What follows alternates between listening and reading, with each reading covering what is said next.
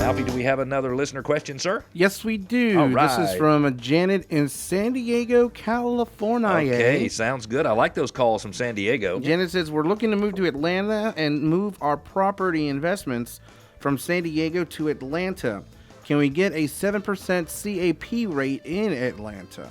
Love it. By the way, can we help her, Alfie? You think Gaddis Partners Remax Center can help her invest her San Diego proceeds in Atlanta when she comes here? I'm sure you could, Mr. Gaddis. Absolutely. Now, Yes. do you know what a CAP or a cap rate is? I absolutely do not. So a cap rate is a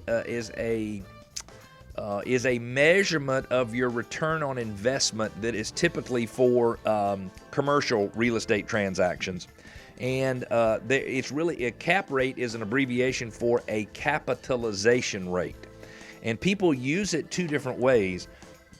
They use it, number one, to determine the net operating income as a percentage of the current market value of the property. So if a property was worth $100,000 and it had net operating income of $7,000 per year, then it would have a cap rate or a capitalization rate of 7%, because $7,000 net operating income is 7% of $100,000. Make sense? Now, a lot of people actually use it as the net operating income as a percentage of the purchase price, so it is literally net operating income divided by current market value or net operating income divided by purchase price.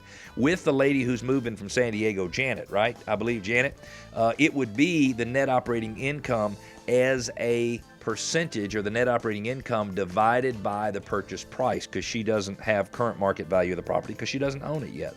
Now, it doesn't mean that this is the best way to look at the return on investment, because the net operating income is the income left over after you pay operating cost, but it does not include costs that are designed to finance the property, not operate it.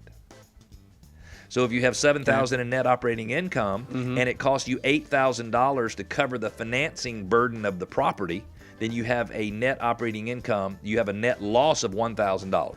Now, I don't care what the cap rate is on that investment. I don't want to buy a property that has a net loss of $1,000. So the answer, Janet, is yes, you can find plenty of investments in Atlanta that have a capitalization rate of 7% or more.